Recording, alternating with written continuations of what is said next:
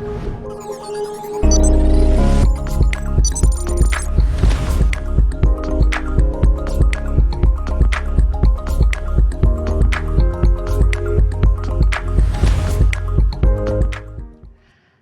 sore kepada pemirsa, Bapak dan Ibu sekalian.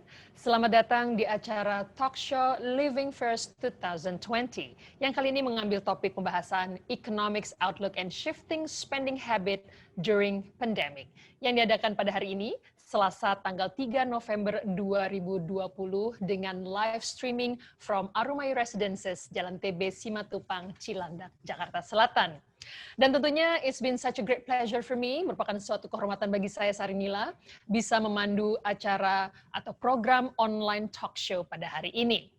Dan tentunya sebelum saya memperkenalkan ketiga pembicara yang akan memaparkan atau membeberkan mengenai tips-tips how to survive in this pandemic situation, saya akan berikan share sedikit atau info mengenai Astra Property. Astra Property akan selalu berkomitmen untuk meningkatkan standar kualitas hidup setiap pribadi melalui produk-produknya.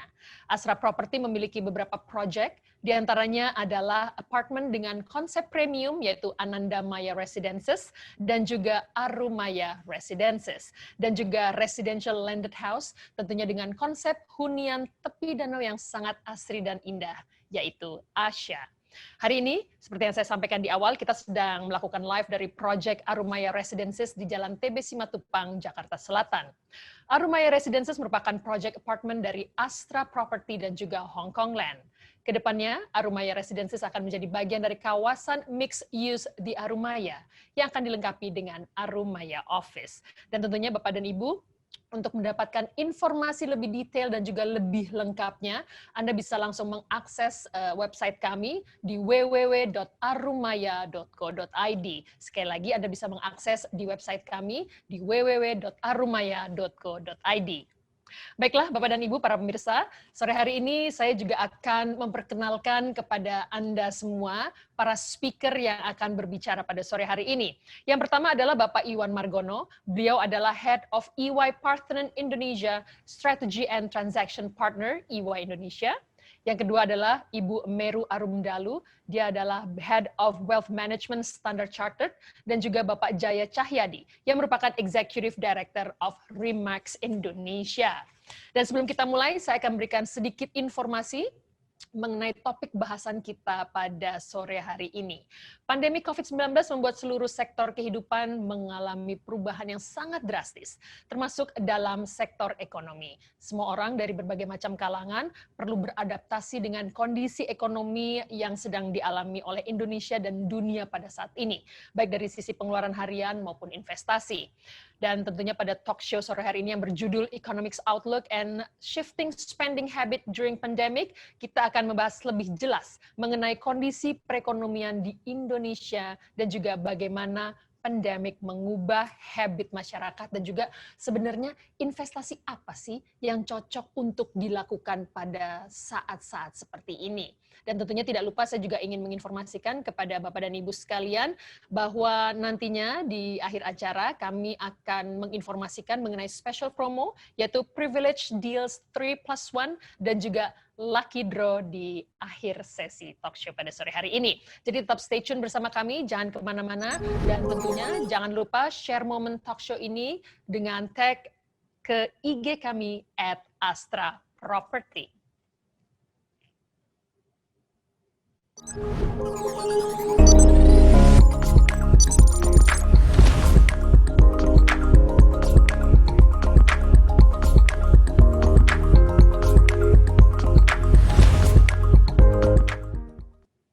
Baik, Bapak dan Ibu sekalian, tentunya kita akan langsung saja masuk ke sesi pertama, yaitu pemaparan yang akan kita dengarkan langsung dari Bapak Iwan Margono. Beliau adalah Head of EY Parthenon Indonesia, Strategy and Transaction Partner EY Indonesia. Bapak Iwan bergabung dengan EY pada tahun 2017, memiliki pengalaman 15 tahun sebagai consultant management, dan beliau telah bekerja di Asia dan juga Amerika Utara. Tentunya sebelum bergabung dengan EY, Iwan adalah seorang principal di Bain & Company. Iwan telah menulis banyak sekali artikel di bidang keahliannya dan dikutip oleh publikasi seperti Forbes dan juga The Jakarta Post. Langsung saja kita sambut Bapak Iwan Margono. Apa kabar Pak Iwan? Baik, selamat sore Mbak Sarinila, apa kabar? Baik, kabar baik Pak. Gimana nih Pak, pandemik nih Pak? Kita nggak akan pernah tahu akhirnya sampai kapan ya Pak. So, how's fenomena work from home ini nih Pak, yang dialami oleh semua lapisan masyarakat?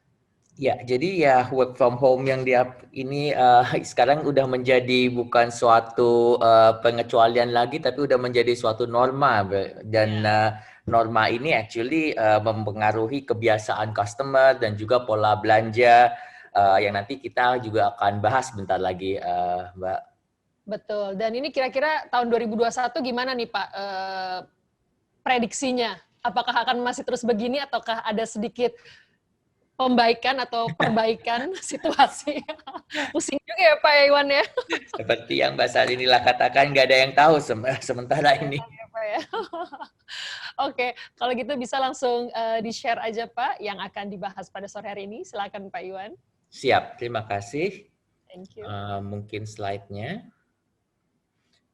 Baik, hari ini saya akan membahas economic outlook dan shifting spending habit during pandemics. Mungkin slide selanjutnya. Jadi ada 3 area diskusi untuk hari ini. Satu adalah bagaimana pandemik berdampak terhadap ekonomi di Indonesia. Apa perubahan utama dari kebiasaan customer dan pola belanja mereka. Dan last but not least adalah apa yang perusahaan dapat lakukan untuk beradaptasi dengan perubahan-perubahan ini dan menang di pasar. Next. Jadi mungkin secara singkat, kita semua tahu bagaimana COVID-19 actually has triggered unprecedented global economic crisis. At least in our lifetime, it is unprecedented. Jadi kita bisa tahu, kita bisa lihat di sini bagaimana IMF actually projected minus 4,9%, jadi significant revision dari pre-COVID growth dari sebelumnya. Dan kita bisa lihat, tapi kalau kita mau lihat silver liningnya, atau kalau orang kita bilang masih untung, actually developed economies atau negara ekonomi berkembang akan mengalami contraction yang lebih parah sedangkan daripada kita. Jadi hopefully Indonesia akan contraction-nya, kalaupun ada, tidak akan separah yang lainnya. Kita juga bisa lihat di sini actually bukan hanya economic contraction, tapi juga historical unemployment rate. Again, seperti tadi economic contraction, harapannya adalah walaupun mungkin unemployment rate kita akan naik, tapi tidak akan separah di tempat lain. Jadi sekarang projectionnya dari IMF actually untuk advance ekonomi itu akan naik unemployment rate-nya menjadi 7,3%, sedangkan di Indonesia projectionnya masih sementara ini naik sebanyak 2,7%. Next.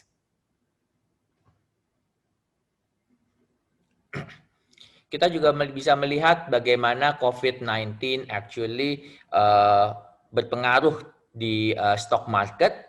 Kita bisa lihat pada waktu tahun ini dibuka, actually stock market indeks harga saham kita adalah 6.200. Dan pada titik terendah itu adalah tidak sampai 4.000. Jadi kita jatuh di bawah 4.000 menjadi 3.900. Namun kita juga sudah bisa melihat bahwa sekarang sudah mulai kembali sehingga sekarang menjadi 5.140, 5.200. Jadi hopefully ini adalah tren yang menunjukkan perbaikan ke depannya. Kita juga bisa melihat di Indonesia Sectoral Indexes. Kalau bapak-bapak dan ibu-ibu lihat di sini di sebelah kanan itu ada sektornya manufacturing, trade, finance, infrastructure dan sebagainya. Kita bisa, dan kalau garisnya itu yang abu-abu adalah the lowest point, sedangkan yang kuning itu adalah year to date sampai dengan 27 Oktober. Jadi kalau the lowest point, kalau kita baca di sini, manufacturing lowest point-nya itu sampai minus 40%. Tapi kita sekarang udah membaik sehingga year to date-nya hanya, quote unquote hanya, itu minus 16,7%. Jadi hopefully again, patterns-nya akan terus menuju yang membaik walaupun COVID-19 ini belum berakhir. Next. Nah, kalau Bapak-Bapak dan Ibu lihat, actually tidak semua sektor itu terdampak secara sama rata dengan pandemi ini. Ada beberapa sektor yang actually mengalami katakanlah hard time, seperti yang kita tahu seperti airline, kereta api, transportation itu kan mengalami kesulitan, wholesale dan retail, recreation, walaupun yang saya lihat actually kalau weekend yang lalu di mana kita ada long weekend itu semua tempat di Indonesia actually penuh gitu, Bali, Jogja dan sebagainya. Jadi kita lihat bahwa new normal mungkin sudah kembali. Tapi selama ini itu bisa kita lihat bahwa ada beberapa sektor yang memang mengalami masa-masa yang susah, namun juga ada potential gainers. Potential gainersnya itu adalah seperti e-commerce yang mungkin kalau kita baca yang bukan kalau mungkin bukan di Indonesia kita bisa baca how Jeff Bezos yang mempunyai Amazon setiap harinya bertambah kaya berapa juta dolar gitu kan. Wireless services juga, medical supply, biotech, telco, itu semua adalah potential gainer di masa yang tidak menentu ini. Untuk kedepannya kita akan bahas juga topik yang kedua, which is customer habit dan spending patterns yang akan kita singgung terutama di retail dan e-commerce. Next slide.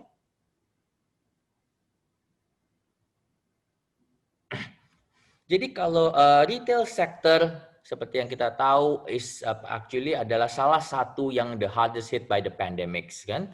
Jadi kita tahu apalagi waktu PSBB ada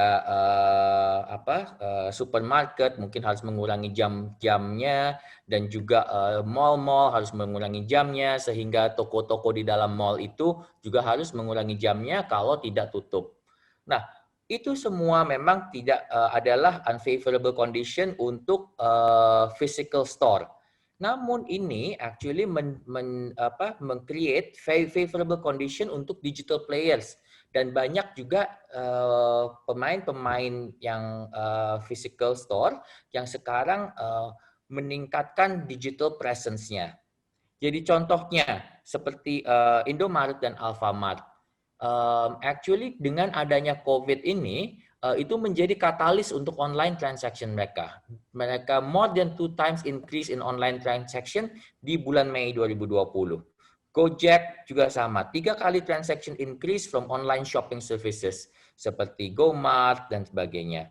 Happy Fresh karena orang tidak ke supermarket langsung, 5-10 kali increase of monthly transaction between March sampai Mei 2020. Dan juga company seperti Shopee, Lazada, ini Shopee just an example, tapi kita semua melihat year on year increase yang quite dramatic, yang bukan hanya karena bukan hanya karena COVID, tapi itu COVID menjadi satu catalyst. Jadi kalau di sini kita bisa lihat actually Bank Indonesia predict kalau e-commerce di tahun 2020 ini akan reach 429 triliun yang merupakan 109% increase dari previous year. Bahkan beberapa analis memprediksi bahwa online market akan reach 40% dari overall size of the industry Indonesia retail industry by 2025. Next. Kenapa ini semua terjadi? Tentunya seperti yang Bapak-Bapak dan Ibu ketahui, pandemic ini radically modified the customer habits and priorities. Tentunya mobility akan terbatas dan sebagainya. Seperti kita lihat di sini kan, comparison antara pre and post COVID-19. Jadi kita bisa lihat di sini customers habit itu adalah increased health and hygiene focus. Sekarang 55% customer consume more vitamins and supplements. 90% mengatakan they pay more attention to personal hygiene. Tendency to stay home, tadi yang seperti Mbak Sarinila katakan, bagaimana work from home. Sekarang spend over half of working time at home, itu 84%. Banyak yang lebih dari itu juga. Reduce outside entertainment versus pre-pandemic. 95% itu memilih untuk makan di rumah sebagai makanan utama. Sebelum pandemik adalah 65%. Dan juga of course karena ada economic contraction dan sebagainya adalah tighter budget, 39% pay more attention to goods prices untuk harga-harga barang. 22% pay extra attention to promotions. Now, last but not least, juga semua ini, walaupun teknologi adoption itu udah ada sebelum COVID, tapi ini semua mengakselerasi teknologi adoption. Jadi sekarang 66% prefer e-commerce to regular shopping. Sebelumnya hanya 24%, sekarang 66% orang memilih e-commerce. Grocery shopping, ini yang naiknya 7 kali lipat. Jadi sebelumnya itu hanya 3% orang yang prefer grocery shopping through online apps. Sekarang 21%. E-wallet juga mengalami, walaupun e-wallet sebelum pre-pandemic juga actually adoption-nya juga udah lumayan tinggi. Jadi new customer priorities itu ada 3. Ada safety, convenience, dan better value for money. Nah, sekarang bagaimana company-company, perusahaan itu mengaddress safety, convenience, better value for money yang menjadi preference oleh customer sekarang. Next slide. Nah, of course, untuk safety, jadi kayak misalnya enable customer access, sanitized centered operations. Jadi embed sanitation procedures untuk SOP, untuk klien-klien, incorporate sanitation facilities and checks. Ini udah bukan suatu preference suatu keunikan lagi, tapi adalah suatu keharusan sekarang di mana-mana ada tempat cuci tangan, ada sanitasi dan sebagainya. Contact minimization. Bagaimana adopt measures that minimize needs of physical contacts for customers. Nanti kita akan jelaskan contoh-contohnya. Juga facilitate sales and transaction. Bagaimana multi-channel dan juga omni-channel apps integration itu lebih prevalent sekarang. Payment solution juga bagaimana QRIS, near field NFC dan sebagainya. Improve value proposition. Jadi bagaimana company mengaddress perubahan dari spending habit ini. Pertama adalah product over redesign. Jadi redefine product services mix, tapi juga adalah scaling faster. Siapa yang bisa invest lebih rapidly untuk key up product and services to maximize coverage and customer value, they will win the market. And last but not least is agile operating model. So this we will talk later as well. Next. Nah, jadi untuk yang pertama kan, jadi yang misalnya safety, enable customer access, safety and sanitation. Jadi businesses itu udah adopt multiple solutions to increase customer safety and compliance. Pertama, of course, kita diminta untuk physical distancing protocol, health and hygiene concern, dan juga clean and safe product. Kita bisa lihat contohnya sekarang retail chain seperti Indomaret. Bukan hanya online saja, tapi mereka juga implement drive-thru shopping services di Jakarta, di Surabaya.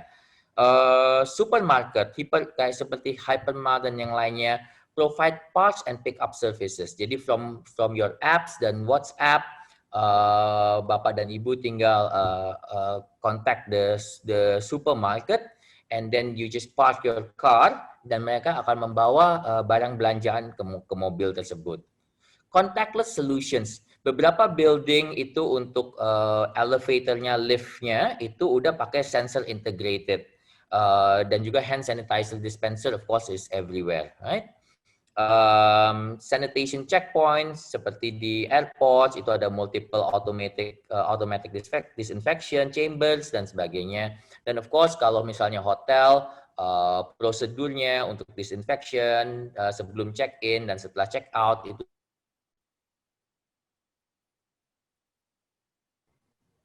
Nah, jadi kita juga bisa lihat di sini bagaimana pandemic itu actually give give unprecedented push to digital integration. Sorry, mungkin sebelum ya. Nah, ya seperti pada saat ini, jadi kita lihat Indonesian online shopping itu actually increased by 480% di April compared to January. Jadi hanya 3 bulan aja itu udah 480%. Dan e-commerce sekarang is on track to reach $35 billion versus cuma 23 billion in 2019. Businesses itu banyak yang udah shifted to online based selling. Seperti contohnya Astra sendiri. Astra Land Indonesia untuk home and eat bookingnya itu sekarang ada virtual tour from home and virtual booking to market new property and launch. Jadi tidak harus datang langsung, tapi bisa menggunakan virtual tour. Alfamart contohnya kalau di sisi minimarket has expanded its online store offering, juga ada banyak promotion, vouchers, and free deliveries. Happy Fresh, seperti yang tadi kita katakan untuk supermarket juga rapidly expanding. Next. Nah, shopping mall itu juga sama. Kalau misalnya dulu hanya ada digital mall 1.0, easy shopping, ada store directory and finder, self-service, ada chatbots, loyalty apps. Sekarang lebih lanjut lagi gitu, ada location-based promotion, food ordering, digital wallet. Jadi beberapa mall, mungkin belum di Indonesia, tapi beberapa mall di Australia contohnya, itu telah ada apps yang mengatakan, oke, sekarang lagi ada berapa orang di mall tersebut, sehingga if you want to avoid rush hour atau you want to avoid crowds, itu bisa lihat ada berapa orang di sana. Kita bisa lihat juga sekarang ada menu yang berdasarkan QRIS gitu. Jadi tidak seperti yang kita tahu kalau misalnya di restoran itu salah satu benda yang paling kotor itu adalah menu sebetulnya. Jadi sekarang menu itu udah digital, so pakai QRIS and you can see the menu in your phone. Itu semua adalah actually catalyst dari COVID tersebut. Next. Nah, untuk e-payment juga sama. Jadi selain spending, juga e-payment. Kita bisa lihat di sini digital transaction itu naik 37,8%, e-payment naik 24,4%, sedangkan debit card sendiri malah turun 18,9%. Kita bisa lihat tadi seperti yang saya katakan, QRIS adoption itu sangat pesat sekarang. Dan juga cashless top up, bukan hanya saja udah tidak ada untuk cashless hanya untuk berbayarnya aja, tapi misalnya untuk jasa marga tol itu udah tidak lagi provide offline top ups untuk e-tolnya post COVID ini. Jadi pakai NFC, jadi udah tidak usah pakai cash top up lagi. Itu semua kita bisa lihat e-payment itu bagaimana e-commerce, e-wallet itu benar-benar sekarang dengan adanya COVID terkatalis dan melonjak tinggi. Next. Okay, I have 2 more slides and then I'm mindful of time juga. Jadi untuk improve the value proposition is highly improving the value proposition is highly dependent on the how pandemic has impacted the business demand. Jadi ada dua kita bisa kan. Satu adalah untuk businesses di mana reduced or lumpy demand, itu perusahaan harus bisa fleksibel, product offer mix-nya harus bagus dan juga loyalty. Sedangkan untuk yang increasing rapid demand, nah itu adalah contohnya internal capacity reallocation. Contohnya Misalnya reallocate internal sources to line of business in high demand. Jadi kalau misalnya sebelumnya itu perusahaan taksi, sekarang kita lihat taksi mungkin karena orang tidak travel atau takut dan sebagainya. Nah itu bisa reallocate resourcesnya ke logistics yang dimana sekarang actually tambah tinggi dengan adanya e-commerce. Partnership juga expand existing coverage and services by partnering with local players. M&A, nah di sini yang menarik, kita lihat banyak company-company besar, actually waktu EY has what we call EY Barometer, di mana kita survei CEO dari seluruh company di dunia tentang M&A, dan mereka mengatakan 47% of ASEAN business leaders are going to do M&A di masa COVID ini, terutama untuk complete their product offerings atau meningkatkan their digital capabilities. Next. Okay, last but not least, untuk flexibility, loyalty, and offering product mix. Jadi seperti kita bisa lihat, flexibility, contohnya tiket.com, sekarang offer flexi ticket dengan open date usage. Loyalty, of course ini tidak baru, tapi kita bisa lihat contohnya Garuda actually integrate its loyalty program dengan Sriwijaya Air. Product offering mix. Jadi untuk capture market tentang bukan hanya saja work from home, tapi study from home, IndiHome provide low cost subscription, and it's not just IndiHome, other provider as well. Jadi kita bisa lihat banyak perubahan, ada katalis, dan bagaimana perusahaan-perusahaan dapat mengantisipasi atau beradaptasi dengan perubahan ini. Next. Jadi mungkin sampai di situ dulu untuk hari ini. Would welcome your questions afterwards. Terima kasih. Baik, terima kasih Bapak Iwan Margono, penjelasan yang sangat menarik sekali. Dan nanti juga Bapak dan Ibu apabila ingin bertanya lebih lanjut atau ingin berdiskusi, Anda bisa menuliskan pertanyaan dengan format nama, pertanyaan pada kolom chat kami. Jadi ini menarik sekali ya Pak Iwan ya, pandemik ini ternyata actually not all industri sektor tuh istilahnya mati ya Pak ya. Banyak beberapa perusahaan-perusahaan baru dengan new way kind of like industry yang justru bermunculan dan getting bigger ya Pak. Betul nggak Pak Iwan? Ya, benar sekali. Dan bukan hanya sektornya aja, tapi di satu sektor pun ada beberapa yang sukses dan ada beberapa yang tidak gitu. Jadi tergantung bagaimana mereka bisa memanfaatkan COVID-19 ini. Betul sekali. Jadi emang harus apa ya? Kita harus new way of thinking, kita harus bersinergi dan harus benar-benar membuka, istilahnya membuka seluas-luasnya like what sort of opportunity ya Pak Iwan ya. Absolutely. Nah, thank you. Terima kasih Pak Iwan. Nanti kita ketemu lagi di sesi Q&A. Thank you Pak Iwan.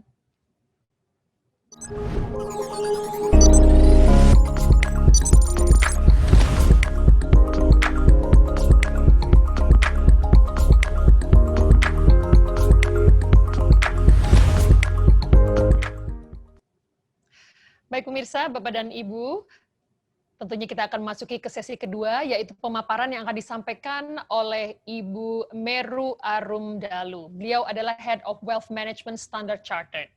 Ibu Meru lulus dari Universitas Atmajaya dengan gelar sarjana akuntansi dan gelar master dari University of Birmingham, Inggris, dengan jurusan akuntansi dan juga keuangan. Beliau memulai karirnya di Citibank sebagai Consumer Treasury FX Dealer. Dengan pengalaman hampir 10 tahun di Citibank, Ibu Meru pernah menjabat sebagai Consumer Treasury Head and Investment Research Advisory and Marketing Head, sebelum akhirnya bergabung dengan Standard Chartered di tahun 2015. Luar biasa sekali. Dan tentunya langsung saja saya akan mengundang Ibu Meru. Apa kabar Ibu Meru?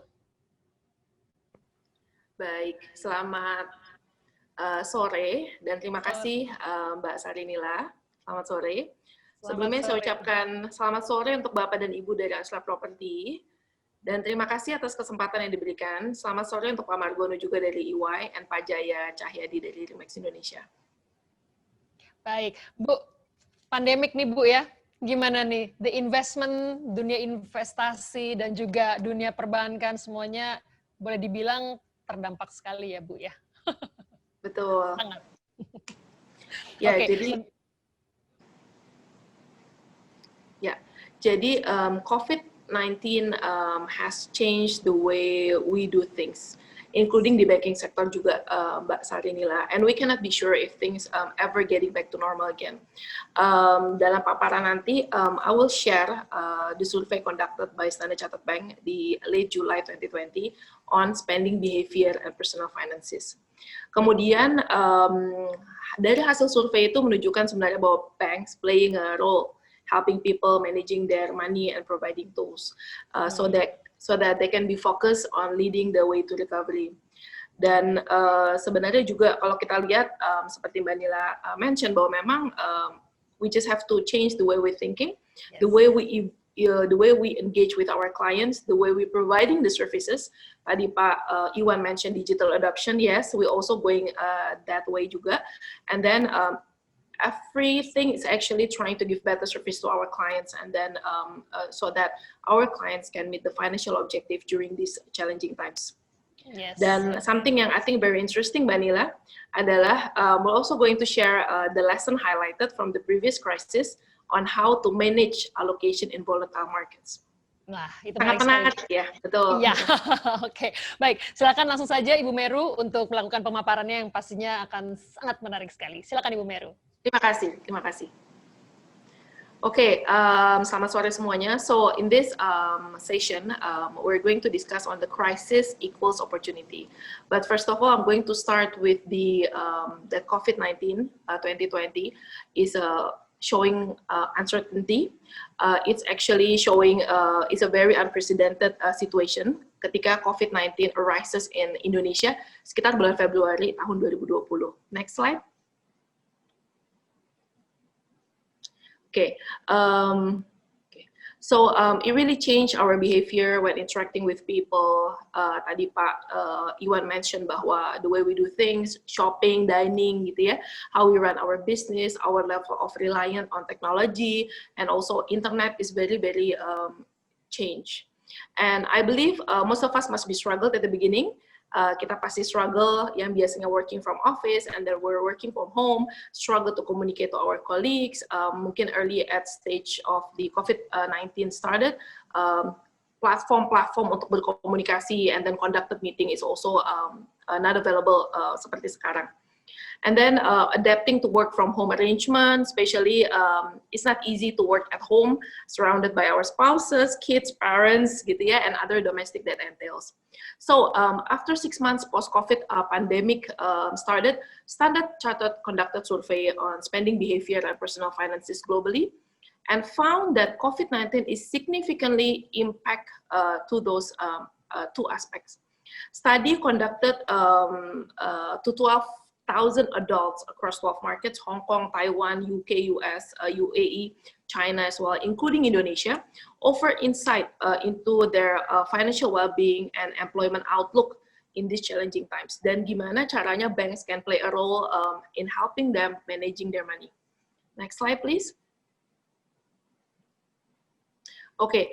Survey yang dirilis early August 2020 stated even though more than half of Indonesian expecting the pandemic to further affect their income and employment, Indonesians surprisingly amongst the most confident dengan 85% jika dibandingkan dengan globally 77%, they think that they have skills required untuk bisa bertahan di increasingly digital future.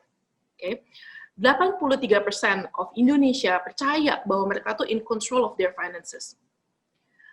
Next slide, please. Dan sebenarnya kalau kita lihat young people globally, mereka antara 18 sampai 34 tahun, and those specific in emerging markets are the most confident in their skill, and they are prepared to work hardest to realize opportunity yang ada di market. So it actually a very dire situations. However, the willingness, level of confidence, adaptability to work hard, especially in a fast-growing market seperti Indonesia, Kenya, India, it actually showing that providing hopes for the post-COVID recovery. And while pandemic has acted as a catalyst untuk growing of online banking with over half of globally using online services more. Seperti yang tadi Pak Iwan juga sampaikan bahwa lebih banyak kita belanja online, kita lebih banyak pesan barang online, semuanya online. Even we actually come to the restaurant, tapi kita pesannya juga drive-thru gitu ya. Bahkan ada watching a movie, drive-thru juga gitu kan. The shift is actually more apparent in fast-growing markets. There was actually jokes that circulated ketika awal-awal pandemi came out.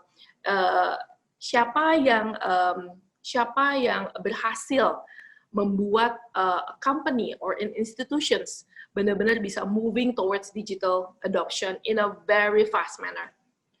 It's not the CEO, it's not the board of directors, it's not the commissioner, but it actually COVID-19.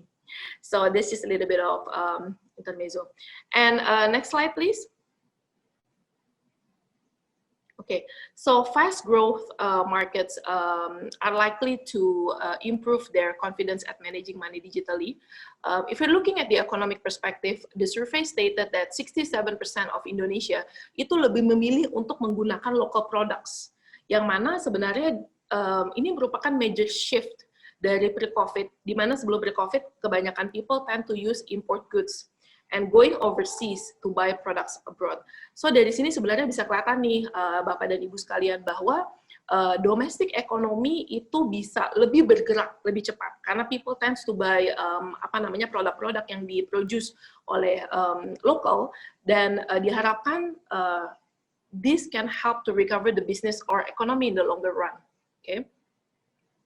With the shift of behavior, banks also need to adapt in engaging our clients to meet their needs and help them to achieve their financial goals in these uncertain markets.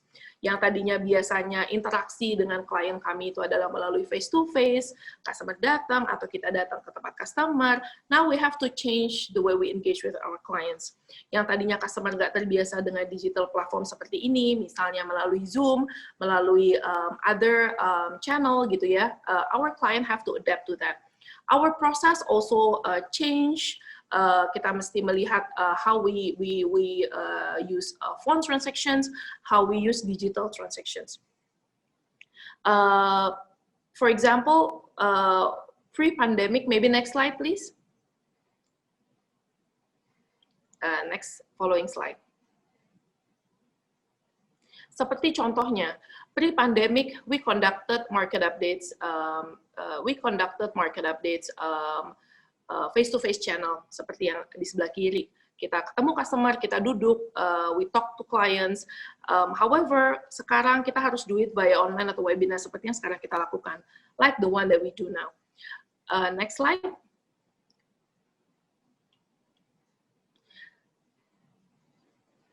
Lebih banyak sekarang banks have to have a role to play both helping people managing their money and providing tools that make banking easier untuk customer kita tanpa harus customer datang, and to expose their self to meeting with people. Mungkin mereka our clients or maybe investors not feeling comfortable to meet face to face with other people, so that the clients or investors can focus on leading the way to recovery. So during this pandemic, we do see that our clients in Indonesia are pivoting more toward Standard Chartered digital services yang memang sebelumnya sudah ada. Tapi sekarang kita lihat more and more people is using our SC Mobile, Standard Chartered mobile aplikasi, seperti yang ada di slide ini, and SC online banking for our retail clients. Dan untuk nasabah corporate clients kami menggunakan straight to bank platform. Next slide, please. To fulfill our client needs on investment products, kita juga menawarkan digital platform for client to buy mutual funds atau online mutual funds. Itu sebelah kiri. Sebelah kanan, our clients who need to plan on their financial objective and how does the investment products can help them in achieving their goals. We have Smart Goals platform. Platform ini yang sebelah kanan itu bisa membantu our clients to plan how much they need to set aside their money on a regular basis to invest in products. So client client that has a need long term, medium term, short term, misalnya untuk education, untuk holiday, untuk retirement, can they actually use this platform untuk plan kira-kira berapa banyak yang harus mereka set aside on a regular basis untuk bisa and choose the products that suitable with their risk profile and investment objective. Next slide, please. Nah, seperti yang Bapak dan Ibu sekalian tahu bahwa this pandemic, it's really moving the market. Okay, it's really moving the market. So does the volatility in the market itu creating opportunity nggak sih sebenarnya gitu ya? That is something that most of the investor is questioning. Does this crisis, what so-called crisis, is actually creating opportunity or not in the market? Whenever there is a volatility in the market, there is an opportunity in the market.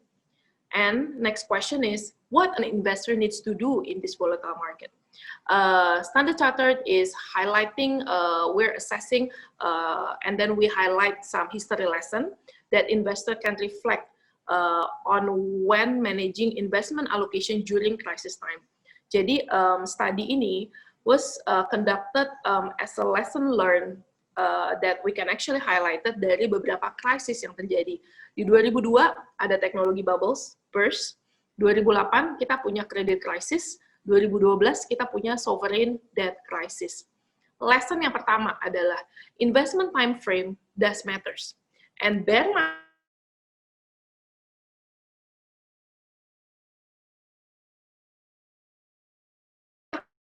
which what we have now, 32 years of data show that as a global economy recovers from shock, the probability dari earning positive returns from long-term investment is relatively high.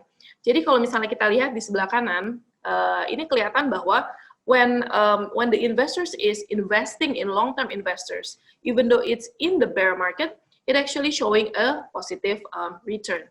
Okay, next slide, please. Next slide, please. Okay, lesson number 2, staying invested through volatile times. It's a very human being to have a tendency to want to exit atau keluar dari investasi yang memang sudah di-plan di awal dengan very considerable, accurate allocation gitu ya, when things going sour atau ketika market turun very significantly, and to re-enter the market when things are better. It's a very human nature to exit when things going sour and to re-enter the market when things are better. But timing the market is more often lebih showing a losing game.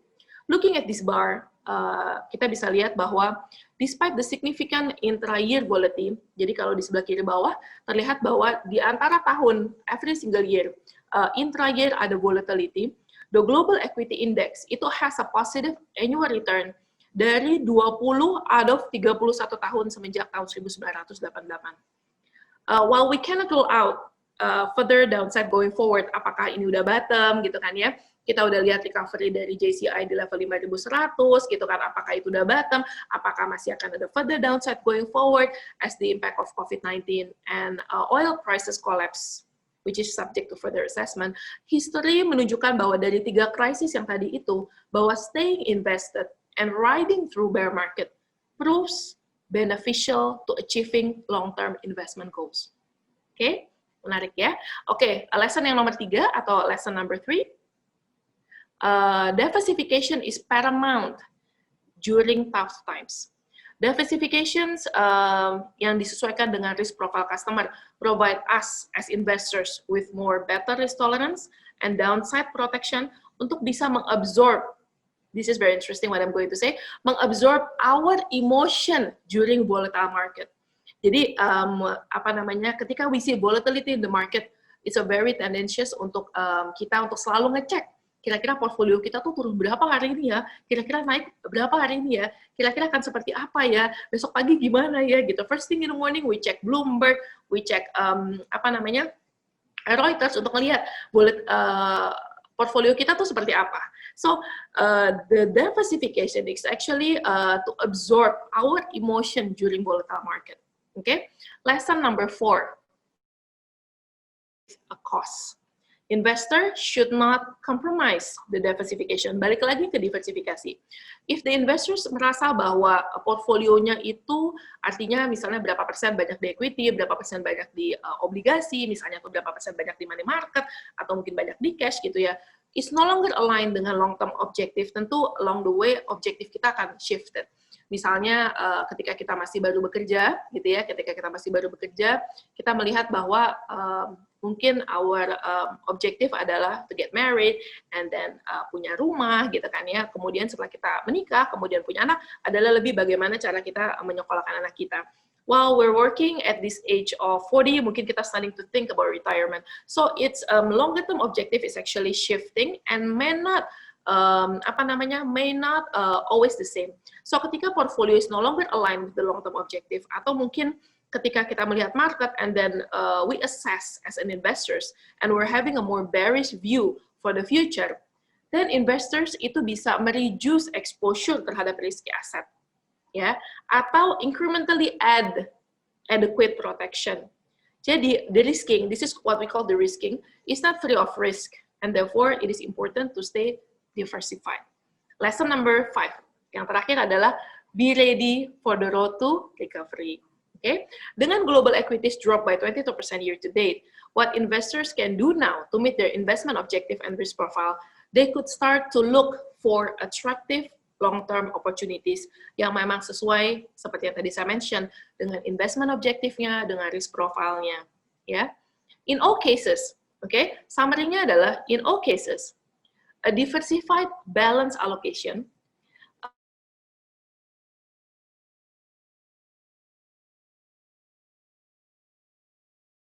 bisa approach to get ready for the recovery journey ahead. Okay, next slide. Okay, adalah produk-produk atau services why invest in Standard Chartered Bank that we offer to our clients to help them meet their financial objective yang disesuaikan dengan risiko profile customer. Ini adalah hal-hal yang kita tawarkan kepada customer kami. Next-nya. Dari Standard Chartered Wealth Management, we have investment products. Kita partnering dengan 9 fund houses. Ada mutual funds, fixed income, government and corporate bonds. We also have FX and wealth lending. Dan investment product loan, kalau kita melihat dari sisi wealth management, how we actually help the client untuk bisa meet their financial objective and then wealth accumulations jika hanya dengan investment product, and if it's not accompanied by insurance product, kebutuhan-kebutuhan mereka seperti yang tadi saya mention di awal, untuk edukasi, untuk holiday, untuk retirement, ketika misalnya unfortunate events occur, they have to let go of their investment, and then therefore their investment, the initial investment objective itu tidak bisa terpenuhi. But when they have the insurance product, mungkin next slide. When they have insurance products is going to be helping the client or investors to protect their wealth accumulation and to give life and health protection as well, legacy for loved ones. This will be the end of my presentations. I think I'm pretty much on time dengan waktu yang diberikan. Thank you very much for listening and hope it will be beneficial untuk Bapak dan Ibu sekalian untuk navigating your financial objective in this challenging time. Terima kasih. Silakan Mbak Sari.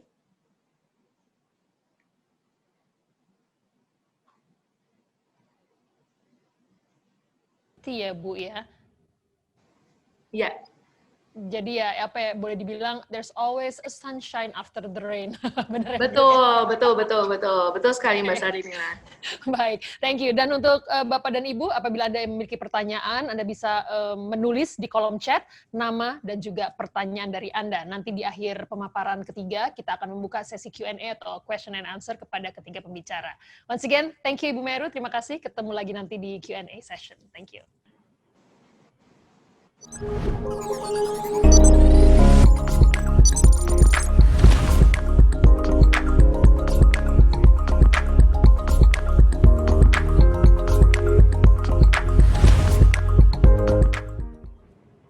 Baik, pemirsa, Bapak dan Ibu sekalian, kita akan memasuki sesi ketiga yaitu pemaparan dari Bapak Jaya Cahyadi. Beliau adalah Executive Director of Remax Indonesia. Bapak Jaya lahir di Jakarta, tetapi menghabiskan banyak waktu untuk menimba ilmu di Singapura dan juga Amerika Serikat. Saat ini, Pak Jaya menjabat sebagai Executive Director dari Remax Indonesia. Remax adalah perusahaan real estate TBK terbesar di dunia, tentunya dengan perwakilan di lebih dari 115 negara dan juga teritori.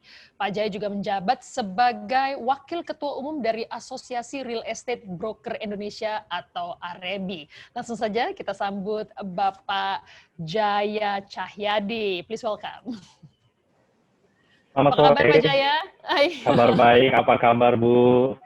Baik Pak, ya gini deh Pak, everything work from home, Work from everything acara-acara online seperti ini. Lama-lama seru juga sih ya Pak ya, something new, something interesting to do ya. Betul, kalau work from home ini, kalau buat saya kayaknya kerjanya nggak habis-habis ya Bu ya.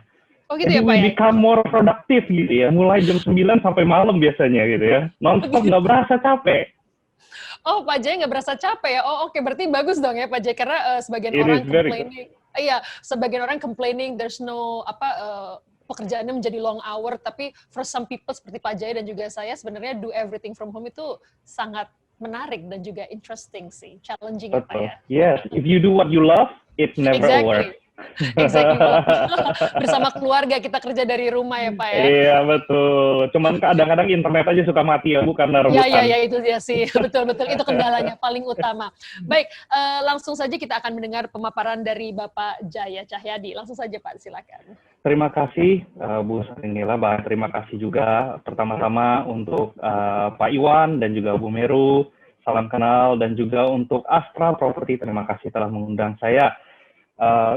Saya hari ini akan membagikan beberapa tips bagi Bapak Ibu untuk berinvestasi pada saat pandemi ini. Next please. Sebelumnya izinkan saya untuk memperkenalkan diri saya dulu sedikit, seperti tadi yang Bu Sarinila telah katakan.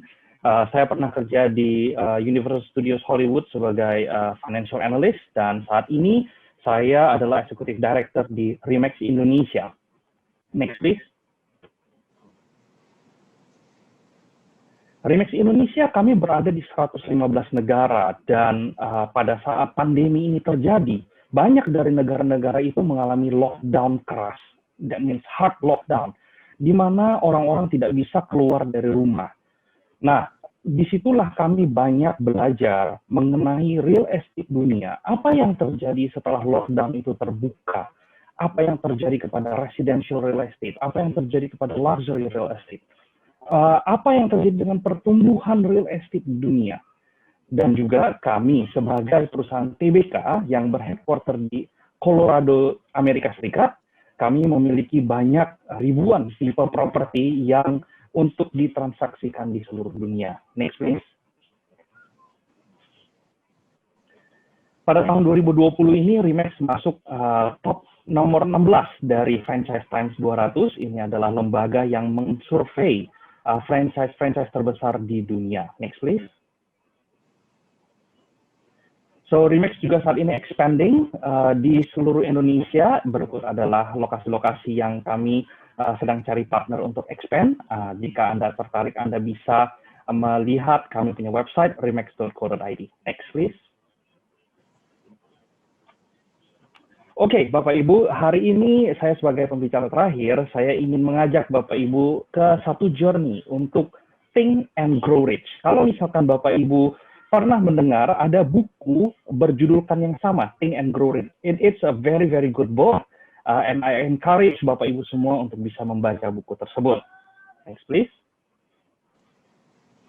Oke, let's start. Basically, apa itu investasi? Tadi Bu Meru sudah mengatakan banyak sekali tools, banyak sekali alat yang bisa dipakai untuk investasi. Ya Bapak Ibu, investasi adalah sesuatu aset atau barang yang diperoleh dengan tujuan untuk menghasilkan pendapatan lebih yang ada peningkatan nilai di kemudian hari. Next please. Dua tujuan investasi menurut saya, Bapak Ibu. Yang pertama adalah untuk menciptakan kekayaan tambahan yang dapat diturun-temurunkan ke anak cucu. Next, please. Dan yang kedua yang menurut saya sangat-sangat tidak kalah pentingnya adalah agar Anda memiliki economic safety net. Oh, bukan, Bapak Ibu. It is not an economic safety net yang kita cari, tetapi yang kita cari adalah economic trampoline. Kenapa saya mengatakan ini adalah economic trampoline? Kalau misalkan Bapak Ibu tahu konsep dari trampolin, when you jump down, Bapak Ibu, gravity pull you down, dan karena ada rubbernya di bawah itu akan mendorong Bapak Ibu untuk naik lebih tinggi dari sebelumnya Bapak Ibu turun. Jadi, investasi Bapak Ibu, mari kita sediakan satu portfolio yang diversified, yang cocok untuk Bapak Ibu, sehingga Bapak Ibu semua memiliki economic trampoline. Next, please. Mantra umum investasi, Bapak Ibu. Ini sesuatu yang telah dibicarakan yang sangat-sangat umum sekali. Buy low, sell high. Ya, Bapak Ibu. Di sini semuanya dari kita, ketika kita investasi, kita maunya belinya pas murah, Bapak Ibu ya. Dan jual ketika harga sedang tinggi-tingginya. Tetapi apa yang terjadi, Bapak Ibu? Seperti mungkin tadi Bu Meru sempat katakan, banyak orang panic sale. Ketika mereka melihat ekonomi sedang guncang, mereka tidak terpikir lagi, mantra umumnya udah lupa gitu. Jadi apa yang mereka lakukan? Yang mereka lakukan adalah buy high, sell low. Nah, ini yang mau saya sampaikan ke Bapak Ibu agar Bapak Ibu bisa ingat, jangan sampai salah jalan Bapak Ibu di kemudian hari. Next, please. Beberapa faktor yang mempengaruhi investasi Bapak Ibu yang juga sempat dibagikan tadi adalah future profit, berapa yang ingin Bapak Ibu dapatkan kemudian hari. Timing dan investment horizon. Tadi Bu Meru juga sempat katakan, ketika Anda berinvestasi in bear market adalah market ketika banyak orang menjual, jika Anda mengambil investasi jangka panjang, your returns-nya Anda itu semakin positif. Nah, satu hal yang ingin saya highlight untuk faktor-faktor yang mempengaruhi investasi adalah guidance, Bapak Ibu. Banyak orang melihat investasi adalah hal yang mudah, tetapi tidak semudah apa yang kita bicarakan. Investasi memerlukan banyak research, memerlukan banyak experience, dan tentunya memerlukan banyak tuntunan, Bapak Ibu. Dan karena itulah Remax Indonesia hadir di Indonesia agar dapat meng-guide, to provide guidance untuk Bapak Ibu semua yang ingin masuk dan berinvestasi di sektor properti. Next, please. Investasi pada saat pandemi. This is the fun thing that we are going to talk about. Next, please. Balik lagi, mantra umum investasi adalah buy low, sell high. I believe Bapak Ibu semua kalau misalnya saya sudah membicarakan hal ini, pasti mengerti apa yang akan saya bicarakan. Next, please.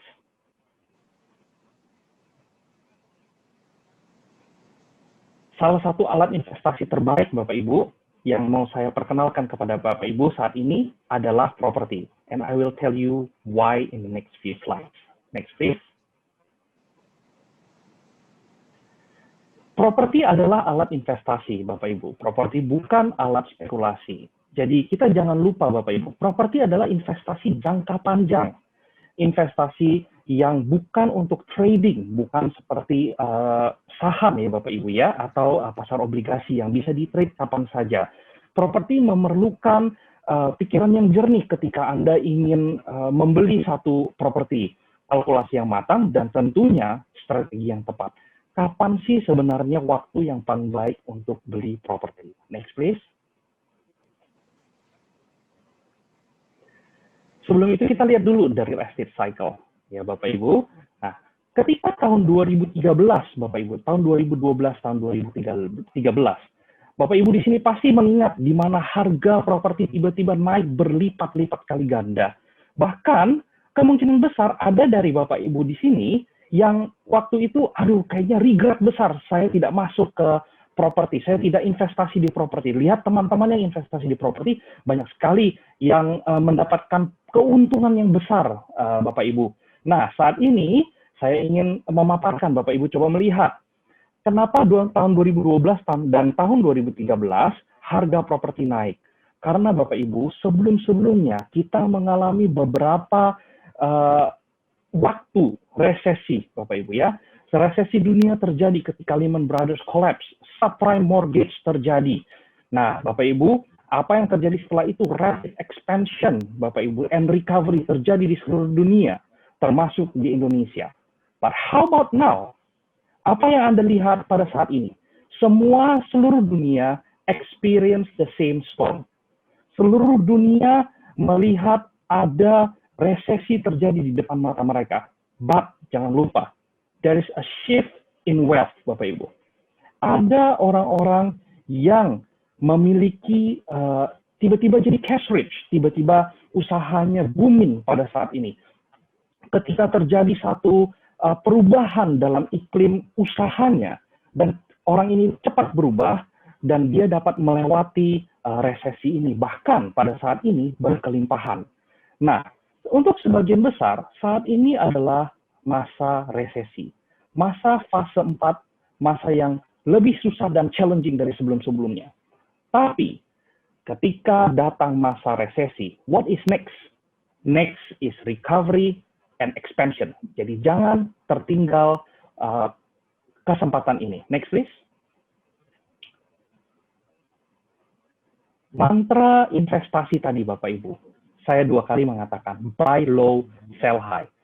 Jika Bapak Ibu lihat dari cycle of emotions ini, Bapak Ibu, saat ini kita ada dalam masa hopelessness. Banyak yang depresi, Bapak Ibu. Nah, when that happens, maximum financial opportunity itu terjadi, Bapak Ibu. Nah, kenapa saya bisa bilang maximum financial opportunity terjadi? Next, please.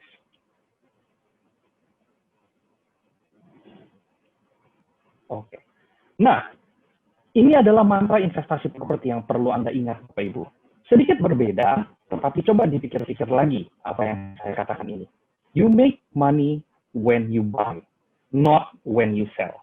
Ya, Bapak Ibu, ini mantra properti yang sering dilupakan banyak investor properti. Dan ini adalah mantra properti yang Bapak Ibu harus ingat ketika Bapak Ibu mau masuk ke sektor real estate dan membeli properti.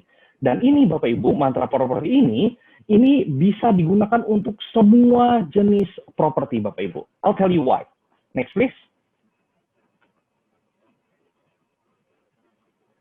Nah, ini dia. Mengapa saya encourage dan mengajak Bapak Ibu untuk masuk di properti? Pertama Bapak Ibu, saat ini bunga, cost of financing, bunga KPR Bapak Ibu, ini adalah pada masa saat yang sangat-sangat rendah. And it is very, very good karena cost of financing ini berpengaruh di your future returns, Bapak Ibu.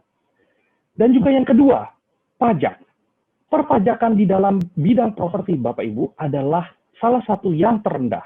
Jika Bapak Ibu menyewakan properti Bapak Ibu, properti apapun itu, pajaknya itu 10%, Bapak Ibu, dan itu bersifat final. Kalau misalnya menjual properti, pajaknya itu adalah 2.5%, Bapak Ibu. Bayangkan, Bapak Ibu, ini sangat-sangat rendah. Dan juga, Bapak Ibu, pembiayaan properti itu bisa mencapai 90%. Bahkan, ada tipe-tipe properti yang pembiayaannya bisa mencapai 95%, tergantung LTV, Bapak Ibu. Nah, maka dari itu, investasi di properti, Bapak Ibu, saat ini sangat-sangat dianjurkan, Bapak Ibu. Nah, cara bayar properti juga bisa dicicil. Bapak Ibu bisa tahu banyak sekali developer-developer yang memberikan solusi cara bayar properti, ya Bapak Ibu. Nah, tentunya Bapak Ibu perlu dapat memilih properti-properti yang bagus karena properti-properti yang bagus akan selalu diminati, Bapak Ibu. Next please. Ini kata data, Bapak Ibu. Ini adalah research dari Credit Suisse, dari data yang diberikan oleh BPS, Bapak Ibu ya. Nah, dari pemerintah sudah mengatakan bahwa keperluan rumah itu mencapai 700.000 per tahun. Orang-orang di seluruh Indonesia yang memiliki rumah atas namanya sendiri itu hanya 43%, Bapak Ibu. Sebagian besar memiliki satu properti yang tidak jelas kepemilikannya itu adalah 32%. Tetapi lainnya masih tinggal bersama keluarga ataupun tidak memiliki rumah sendiri, di mana mereka menyewa. Iklim investasi properti saat ini, Bapak Ibu, adalah iklim yang sangat-sangat baik untuk Bapak Ibu bisa take advantage. Jadi saya encourage Bapak Ibu, mari look into real estate sebagai salah satu aset untuk Anda berinvestasi. Next please. So why not now? Jika Anda saat ini sedang menyewa, Bapak Ibu, sadar atau tidak sadar, Anda sedang membayar cicilan rumah. Hanya saja cicilan rumahnya bukan milik Anda, tetapi milik homeowner itu tersendiri ya Bapak Ibu. So ini adalah saat yang tepat sekali dan saat yang baik Bapak Ibu untuk memiliki rumah. Jangan ketinggalan. Next please.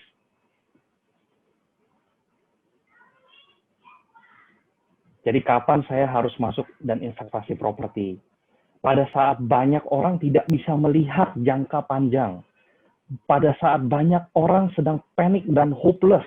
Tidak bisa melihat apa yang akan terjadi tahun depan. Bapak Ibu, sekali lagi, investasi dalam properti adalah long-term investment. And when that happen, when you invest long-term, Bapak Ibu akan mendapatkan keuntungan yang lebih besar daripada short-term investment. Next, please.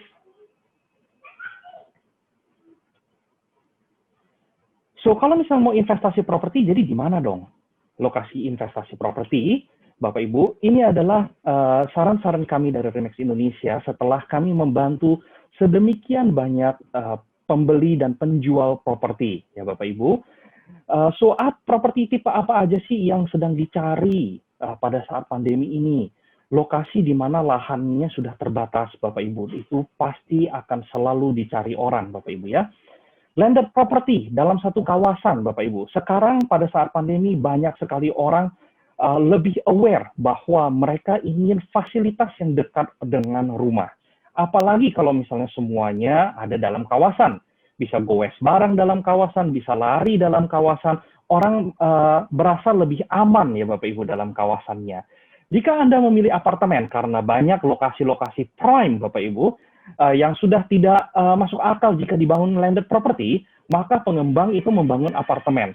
Lokasi-lokasi yang dekat dengan CBD, dan di situ saya tulis adalah CBD daerah ya Bapak Ibu. Jadi bisa juga sebagai CBD, main CBD seperti SCBD atau Sudirman di Jakarta, ataupun CBD daerah seperti contohnya Bumi Serpong Damai, BSD ya Bapak Ibu ya. Di situ adalah satu kawasan.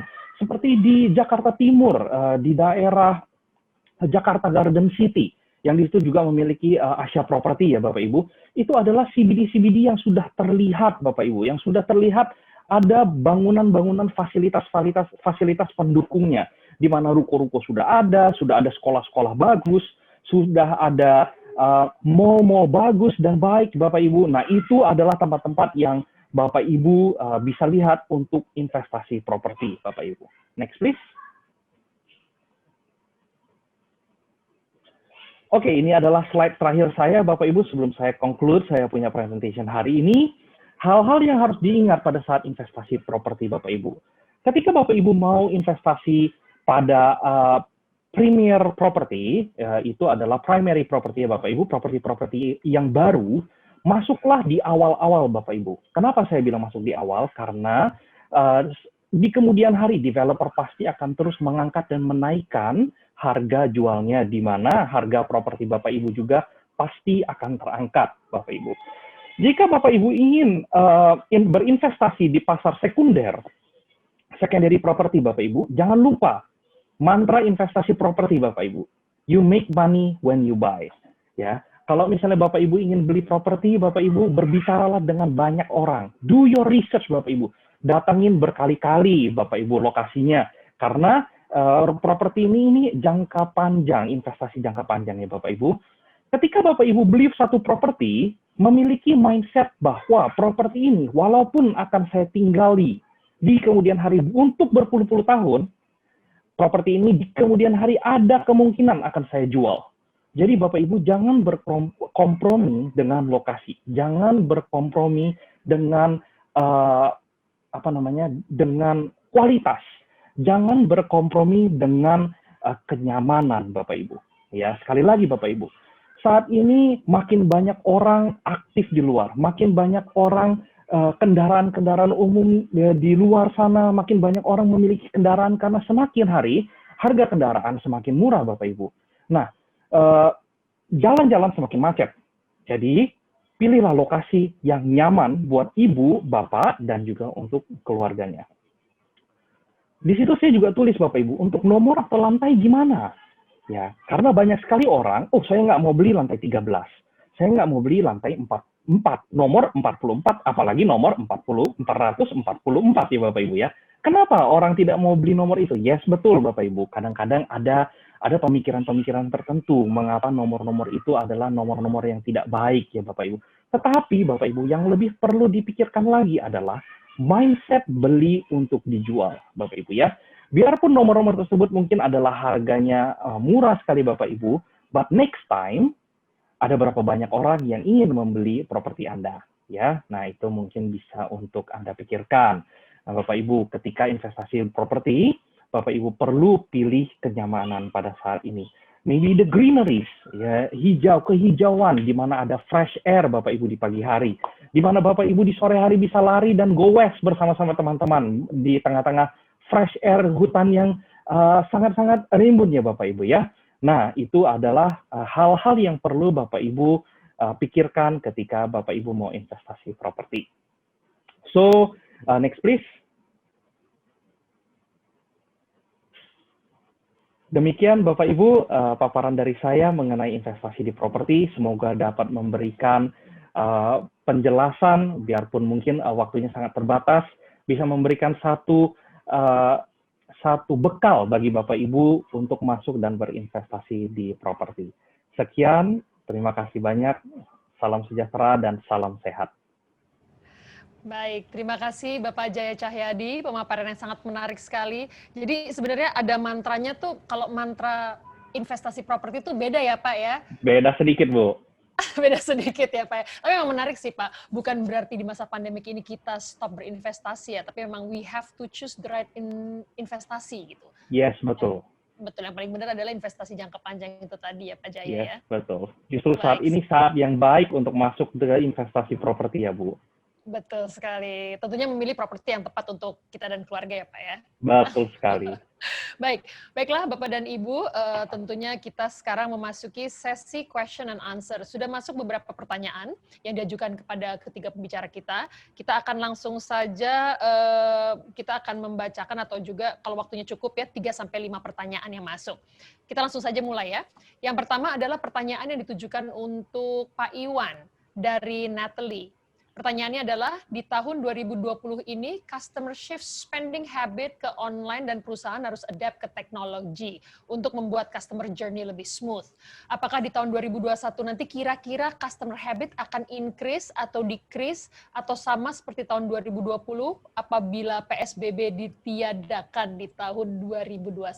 Wah, menarik sekali nih Pak Iwan pertanyaannya. Silakan Pak, mungkin langsung dijawab dulu sama Pak Iwan. Baik, Mbak Sari Nila. Terima kasih atas pertanyaannya, Ibu Natali. And I think ada juga pertanyaan yang kedua yang dari Tania itu Mbak Sari Nila. I think berkaitan. Jadi Betul, berkaitan ya. Sekalian ya. Jadi di situ juga ditanyakan menurut saya apakah semua sektor bisnis dalam beberapa tahun ke depan perlu menerapkan hybrid marketing atau memfokuskan diri pada online untuk menciptakan perjuangan yang maksimal. Oke, bisa langsung dijawab itu ya Pak Iwan ya? Siap, Ibu. Langsung siap. Jadi, I think seperti yang saya katakan tadi, COVID ini adalah suatu catalyst. Jadi, bukannya sebelumnya tidak ada online dan sebagainya, tapi karena adanya COVID ini, ada PSBB dan sebagainya, it's catalyst. Orang-orang yang sebelumnya tidak melakukan online shopping atau tidak melakukan grocery shopping di online, itu akan melakukan itu. And I think it's here to stay. Sama seperti work from home yang tadi kita sempat bahas Manila. Sama seperti work from home.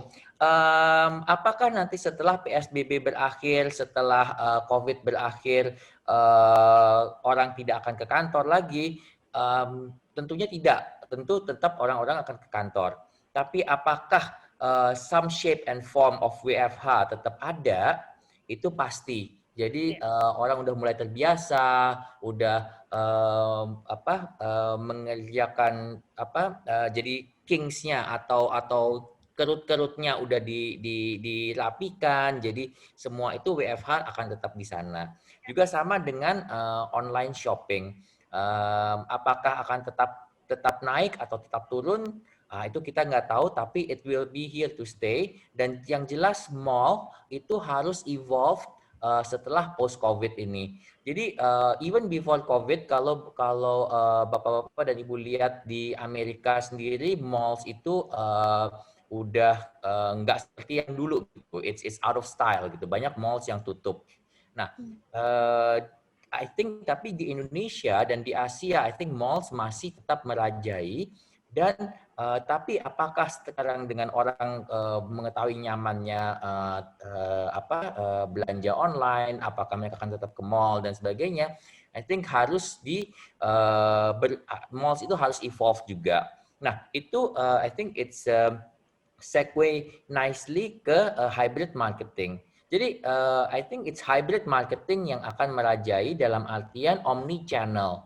Jadi nggak bisa hanya kita online saja, tapi juga online to offline itu yang mungkin akan menjadi norms ke depannya juga. Dan omni channel, jadi dari segala macam channel. Jadi contohnya misalnya seperti yang kita ketahui sekarang online itu bisa murah karena ada bebas ongkir dan sebagainya. Tapi bebas ongkir itu kan juga someone is paying for your free ongkir actually. Nah, jadi bagaimana ke depannya? Apakah free ongkir itu akan tetap ada terus-terusan? Nah, mungkin yang akan terjadi ke depannya adalah yang kita namakan O2O, online to offline. Jadi mungkin ongkirnya, seperti yang kita tahu, ongkir itu yang paling mahal adalah the last mile-nya. Jadi mungkin akan ke depannya kalau membeli sesuatu mungkin akan di-drop di salah satu mall atau di drop di Alfamart atau Indomaret dan mereka akan mengambilnya di situ. So I hope that answers the two questions Mbak Sarinila. And of course kalau misalnya ada pertanyaan lanjutan just let me know. Oke, baik. Terima kasih Pak Iwan. Semoga terjawab tadi pertanyaannya, langsung 2 pertanyaan dijawab langsung oleh Pak Iwan, dan if you need further question nanti bisa langsung di chat saja. Baik, saya akan lanjutkan ke pertanyaan yang ketiga berarti ini ya, karena tadi sudah 2 pertanyaan dijawab langsung oleh Pak Iwan. Pertanyaan yang ketiga ini ditujukan untuk Ibu Meru dari Michelle. Selamat siang Ibu Meru, mau bertanya seberapa tinggi perubahan minat customer banking untuk beralih ke digital transaction for investment? Is there any trust issue while using digital platform? Menarik sih pertanyaannya Bu. Memang sih trust-nya itu ya, digital platform yang jadi pertanyaan besar juga. Silakan Ibu Meru. Baik, terima kasih Mbak Sarinila. Terima kasih Bu Michelle juga untuk pertanyaannya. So pertanyaannya adalah shiftingnya seperti apa gitu ya? Kira-kira dari customer behavior ada perubahan signifikan atau enggak? Awal-awal dari pandemi itu memang ada sedikit adaptasi untuk customer. Kita ada edukasi ke customer bagaimana cara lebih banyak menggunakan digital platform untuk transaksi investment, reksadana gitu ya. Next time. Kemudian kita kirimkan email ke customer, bagaimana cara menggunakan, refresh lagi kepada customer bahwa kita punya digital platform seperti itu. Namun semakin ke sini kita melihat bahwa trennya itu mengalami kenaikan. Jadi mulai dari number of customer mengalami kenaikan, kemudian habis itu juga volume of transactions juga mengalami kenaikan, dan sebenarnya kalau kita lihat ada improvement cukup signifikan dalam shifting dari transaksi yang face to face menuju ke transaksi digital atau digital platform. Nah, kalau ditanyakan apakah ada trust issue, sebenarnya digital platform yang kita punya itu ada atau embedded ke dalam standar catat mobile ataupun standar catat online banking. Artinya untuk masuk ke dalam situ, customer harus punya user ID, harus punya password. Kemudian setiap kali bertransaksi, customer juga akan menerima OTP, yang mana OTP itu seperti PIN yang mereka harus masukkan ke dalam sebelum mereka melanjutkan lebih jauh lagi untuk melakukan transaksi. Nah, kemudian setelah itu, ketika customer melakukan transaksi, customer akan menerima SMS notifikasi ataupun menerima email notifikasi. Nah, di situ sebenarnya adalah kontrolnya. Jadi, so far kalau kita lihat nasabah-nasabah kami, kita tidak mengalami proses trust issue, tidak ada customer complaint related to trust issue, karena semuanya benar-benar dilakukan verifikasi di awal, yang hanya customer itu saja yang bisa melakukan transaksi, dan post transaction pun customer menerima notifikasi, seperti itu. Terima kasih Michelle pertanyaannya. Baik, terima kasih Bu Meru. Semoga Ibu Michelle terjawab pertanyaannya. Jadi sebenarnya kalau di Standard Chartered trust issue nggak ada sama sekali ya Bu ya. Everything is Oke. akan aman. Baik, terima kasih. Dan selanjutnya pertanyaan yang keempat untuk Pak Jaya. Ini dari anonymous attendee, jadi tidak ada namanya. Pak Jaya, bagaimana cara meyakinkan orang untuk investasi properti melalui digital platform? Seperti yang kita tahu, situasi pandemi ini masih terus berlangsung, tetapi kita pun perlu melihat produk properti secara langsung. Nah, benar nih Pak, kayak beli baju ya, beli online sama beli ke toko, itu hasilnya beda. Sama kayak beli Betul. properti, Yes, online sama betul. datang langsung. Gimana nih Pak? Nah, jadi begini Bapak Ibu. Properti itu sekali lagi adalah salah satu investasi terbesar seseorang akan dapat lakukan dalam kehidupannya. Untuk orang beli properti, dia perlu bisa membayangkan, ya, sama seperti kita mau pergi beli baju juga. Untungnya pada saat ini kalau misalnya beli baju tidak cocok atau terlalu kecil, kita bisa tukar, ya. Tetapi kalau rumah nggak bisa, Bapak Ibu. Iya. Ya, jadi kalau misalkan bagaimana caranya Anda mau convince people untuk beli rumah secara online? Online. This is what I want to tell. Digital will always be a tool dalam transaksi properti. Oke. Kenapa saya mengatakan ini adalah a tool? Karena untuk mendapatkan atau membeli satu rumah dengan investasi terbesar seseorang lakukan dalam kehidupannya, dia harus very convinced. Dia harus sangat-sangat diyakinkan bahwa yes, properti ini adalah properti yang ingin saya tinggali seumur hidup saya mungkin. Ya. Nah, jadi apa yang harus Anda lakukan ketika Anda mau convince orang untuk beli properti secara online? Anda harus bisa membantu orang itu memvisualisasikan yang terbaik ketika dia berada di properti itu. Banyak sekali orang menggunakan social media saat ini ya untuk menjual properti. Tetapi yang mereka lupa, mereka menjual gambar. Mereka tidak membantu orang untuk visualize apa yang akan saya banggakan ketika saya ada di properti ini. Ketika saya di sore hari, saya bisa spend time sama keluarga saya di rumah ini, duduk di pojok sana, aduh betapa enaknya. Nah, itu sangat-sangat penting ketika Anda mau menjual properti secara online. Gitu. Jadi, orangnya masih tetap akan datang ke lokasi. Yes, pada saat pandemi ini, orang tetap datang ke lokasi. Anda perlu ada protokol kesehatan yang ketat, ya Bapak Ibu. Nah, ketika itu terjadi, maka orang ini sudah dapat visualize. Makanya di luar negeri, Bapak Ibu, banyak sekali online yang melakukan online staging, Bapak Ibu. Rumahnya kosong, tetapi secara online sudah diisi dengan furniture-furniture yang begitu indah. Why? Why do people do that? Karena sangat sedikit orang bisa visualize apa yang akan dia lakukan, Bapak Ibu. Wong kita aja, Bapak Ibu ya, seringkali apa yang kita pikirkan belum tentu keluar dari mulut kita sesuai dengan apa yang kita pikirkan. Ya, apalagi beli sesuatu properti gitu ya, yang begitu harganya begitu investasinya begitu besar, Bapak Ibu ya. Bagaimana caranya dia mau visualize kalau misalkan yang dia lihat hanya satu gambar, gitu. So the basic thing yang Anda harus lakukan adalah bantu orang itu untuk visualisasi kehidupannya di properti yang Anda jual. Demikian.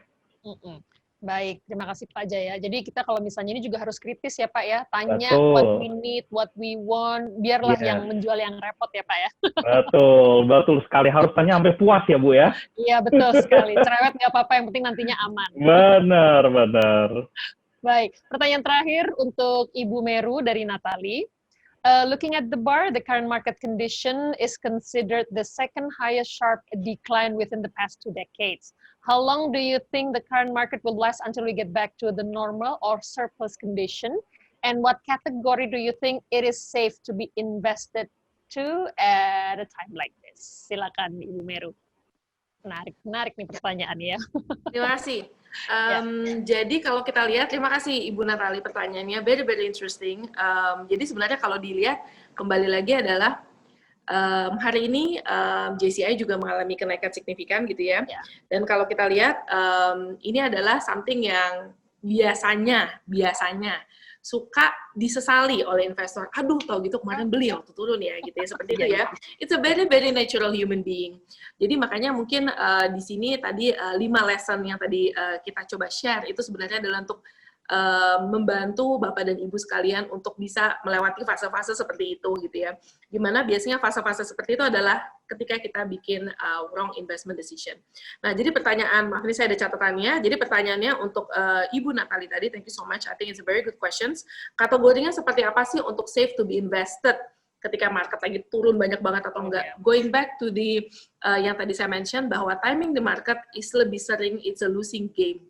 Jadi kembali lagi kita mendingan fokus kepada what is actually our investment objective, our risk profile, karena risk profile kita tuh akan menentukan portfolio allocation kita seperti apa.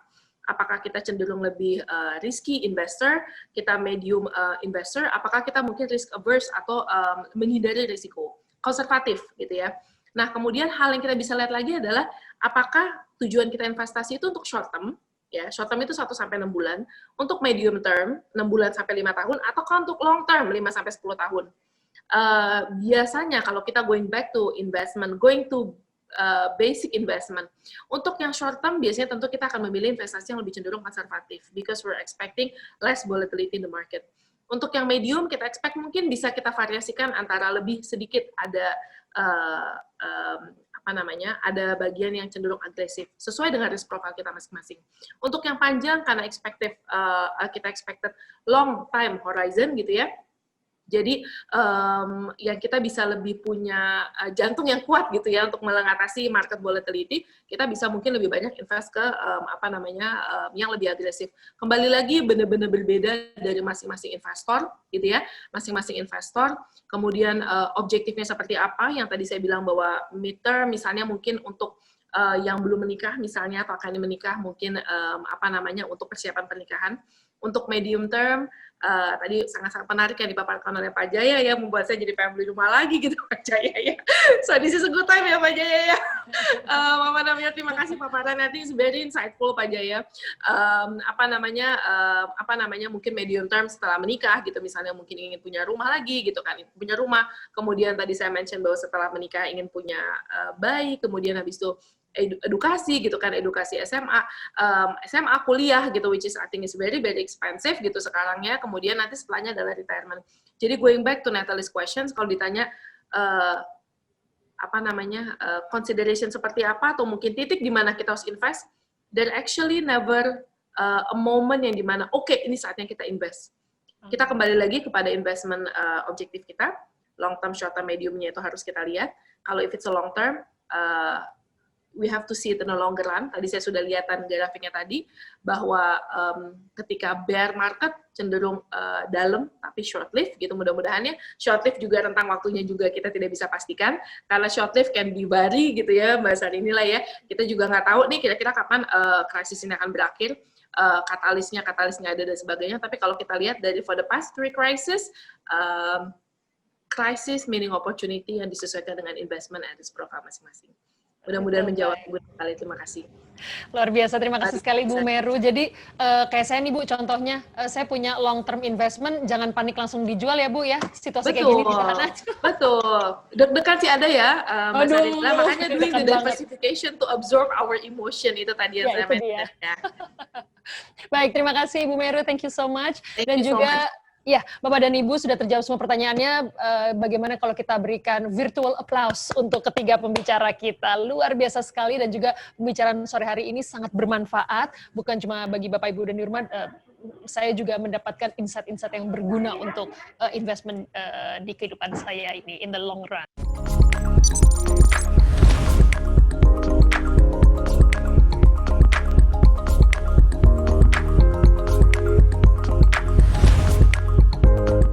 Demikianlah, saya Sarinila undur diri, tentunya beserta Bapak Iwan Margono, Ibu Meru Arumdalu, dan juga Bapak Jaya Cahyadi mengucapkan terima kasih atas kebersamaan kita semua. Kami pamit mundur. Stay healthy, stay safe, dan sampai jumpa. Thank you.